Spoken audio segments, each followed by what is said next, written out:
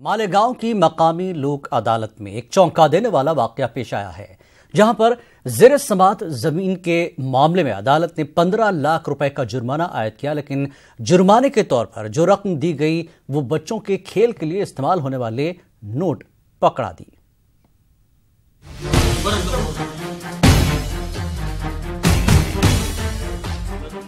मालेगांव शहर में मुकामी लोक अदालत का इनेकाद किया गया था, जिसमें बरसों से चल रहे मामलात का निपटारा जल्द से जल्द किया जा रहा था। यहाँ पर एक मामला राजेंद्र परदेसी, संजय परदेसी और बलीराम हरि पाटिल का आया।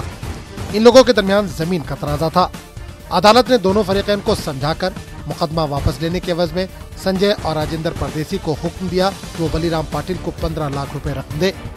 इस खतीर रकम की अदायगी के वक्त परदेसी भाइयों ने एक थैली में चूरन वाली नोटें वकील के हाथ में दे दी और चलते बने।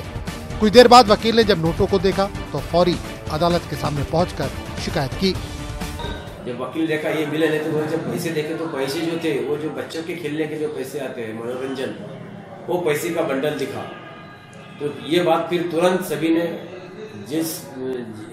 जिनके लोक अदालत में जो फैसला हुआ था इनका उनके निदर्शन में लाके दिए, तो वहां से फिर वो तुरंत पुलिस स्टेशन आए और वो 15 लाख जो बच्चों के खेलने के पैसे वो वहाँ पे लाके दिए थे। तो यहाँ पे पुलिस स्टेशन में आने के बाद में उनके खिलाफ में आरोपी राजेंद्र बद्रीनाथ परदेशी और संजय बद्रीनाथ परदेशी के खिलाफ में धारा 402 नहीं 420 34 भारतीय IPC के अंतर्गत गुना दाखिल हुआ है। लोक अदालत का इनेकाद इसलिए किया जाता है ताकि लोग अपने मामलों का निपटारा सही और जल्द कर लें, मगर इस लोक अदालत में ही फरीक एक दूसरे को धोखा देते नजर आए, वो भी भरी अदालत में।